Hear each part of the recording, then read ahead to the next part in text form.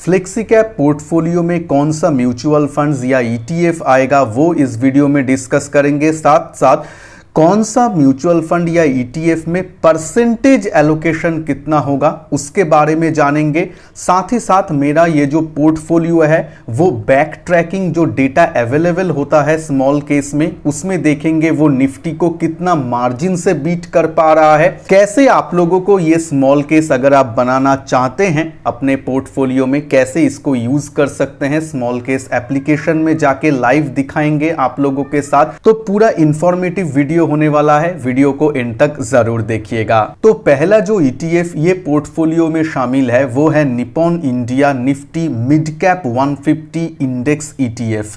इसके ऊपर mutual funds भी अवेलेबल है लेकिन स्मॉल केस है तो ईटीएफ ही मुझे ऐड करना होगा। तो फर्स्ट फंड के लिए थोड़ा सा एक्सप्लेन करके डिटेल्स में आपको स्क्रीन में दिखाऊंगा भी आप लोग कैसे ऐड कर सकते हैं।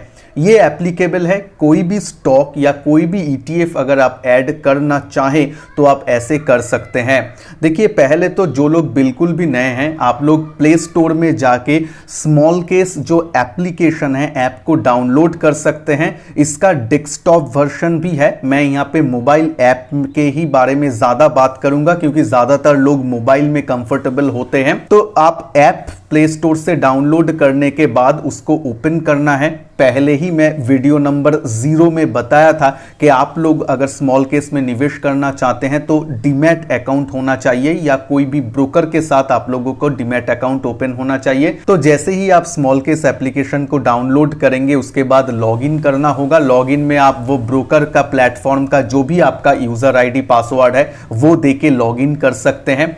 उसके बाद आप लोगों का स्क्रीन में आप लोग क्रिएट बोल के आ जाएगा कि क्रिएट स्मॉल केस। आप लोग अगर खुद से कोई अपना पोर्टफोलियो क्रिएट करना चाहते हैं तो यहाँ पे जैसे मैंने Nippon India mid cap 150 ETF को ऐड किया वैसे ही आप कोई भी जो भी लिस्टेड स्टॉक या ईटीएफ है उसको आप ऐड कर सकते हैं। उसके बाद आपको सेव में क्लिक करना है तो वो सेव हो जाएगा और आप उसको नाम भी दे सकते हैं। सेव करने पे ही आपका वो पोर्टफोलियो को एक नाम मांगेगा ताकि ट्रैक करना होता है तो आप नाम देके उसको सेव कर सकते हैं। और इन्वेस्ट बोल के भी एक बटन उसके सामने आ जाएगा, आप तब वहां पे क्लिक करके इन्वेस्ट में भी जा सकते हैं। अब पहला फंड या ईटीएफ का नाम भी आप लोग जान गए हैं। इसके बाद मैं 3 और भी ईटीएफ को ऐड किया हूं। टोटल पोर्टफोलियो में आज के दिन में 4 ईटीएफ है या 4 फंड्स है। तो पहला आप जान गए हैं। सेकंड ईटीएफ का नाम है आईसीआईसीआई निफ्टी अल्फा 30 लो वोलेटिलिटी इंडेक्स। इसके ऊपर फंड भी है लेकिन ये एक ईटीएफ है जिसको हमने ऐड किया।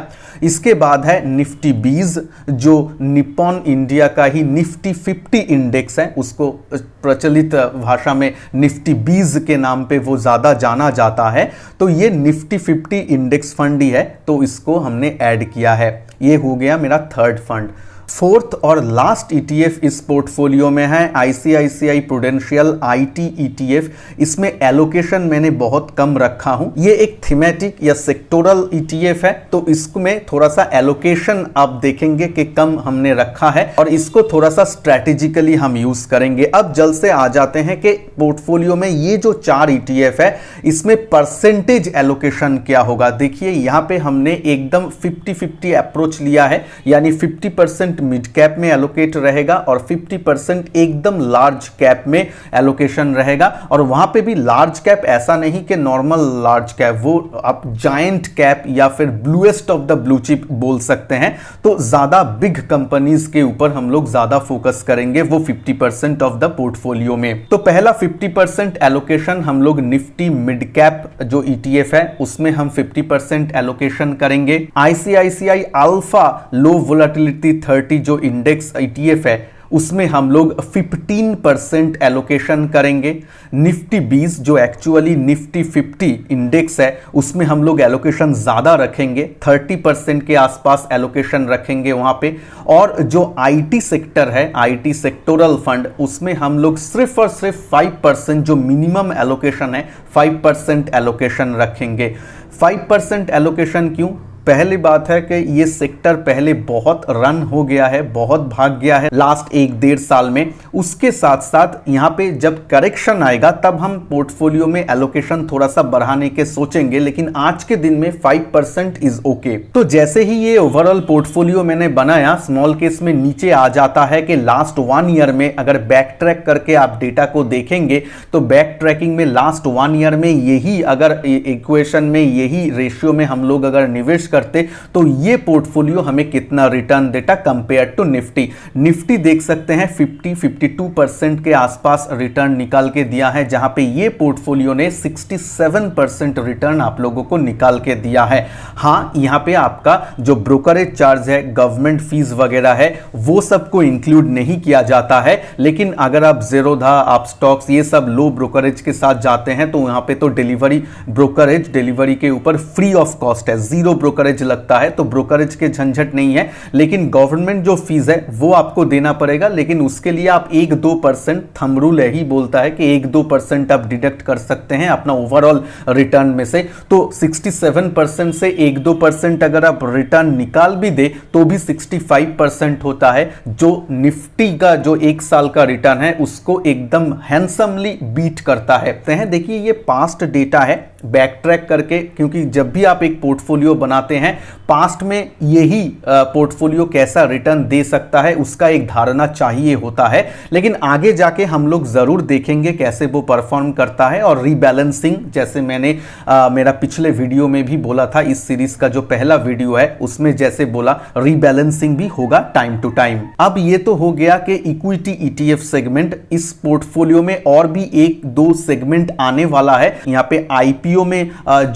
में नया स्टॉक आएगा, उसमें जो क्वालिटी स्टॉक होगा उसमें हम लोग निवेश करेंगे, सेकेंडरी मार्केट से ही करेंगे, लेकिन quality IPO, quality stock, quality company होना चाहिए तो ही हम लोग निवेश के लिए सोचेंगे। सेकेंड है डेप्ट ETFs, उसमें भी हम निवेश करेंगे, depend on the market cycle. अब आ जाते हैं कि इसमें मेरा निवेश कितना होगा। अगर यही आपका जो रेशियो में कर रहे हैं तो स्मॉल केस में आप लोग जान लीजिए, जब आप पहले फर्स्ट टाइम निवेश करते हैं तो थोड़ा सा आप लोगों का जो अमाउंट है ज्यादा लगता है कंपैरेटिवली। जब आप उसके बाद जब निवेश शुरू करते हैं तो वो रेशियो में थोड़ा सा कम हो जाता है आपका निवेश का अमाउंट। जैसे कि एग्जाम्पल के स्वरूप ये जो पोर्टफोलियो हमने बनाया है उसमें मुझे, जब मैं फर्स्ट टाइम करने जा रहा हूं तो मुझे 7,200 रुपए के आसपास फर्स्ट टाइम निवेश होगा। उसके बाद आप लोग देख सकते हैं वो ये बोल रहा है, स्मॉल केस में बोल देगा, उसके बाद आपको अगर री इन्वेस्ट करना चाहेंगे नेक्स्ट मंथ या कोई कभी भी टाइम,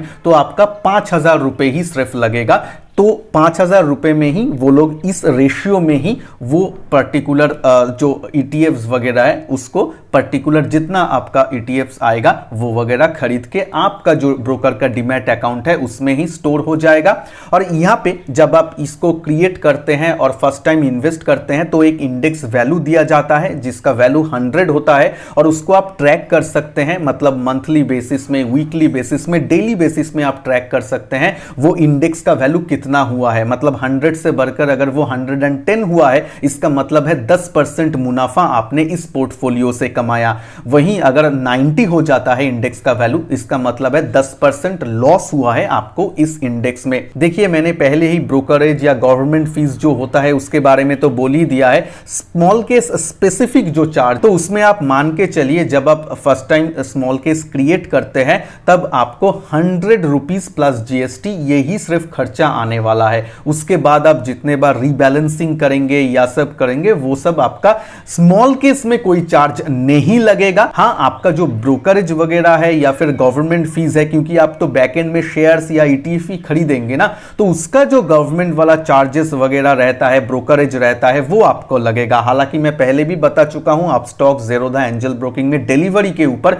कोई भी ब्रोकरेज नहीं लगता है, लेकिन गवर्नमेंट फीस वगैरह छोटा मोटा आपको लगेगा, वो आपका रीबैलेंसिंग के टाइम में लगेगा। लेकिन आपका जो स्मॉल केस है उसमें नहीं लगेगा। स्मॉल केस में वन टाइम जब आप क्रिएट करते हैं तो 100 रुपीज प्लस GST वही आप मान के चलिए फीस है। वीडियो को अगर अच्छा लगे तो लाइक शेयर जरूर कीजिए। चैनल में नए हैं तो चैनल को सब्सक्राइब करने के साथ साथ बेल आइकन को भी जरूर प्रेस कीजिए ताकि मैं जब भी न्यू वीडियो अपलोड करूं वो आप लोगों के पास पहुंच जाए। मिलते हैं नेक्स्ट वीडियो में, तब तक के लिए जय हिंद, वंदे मातरम।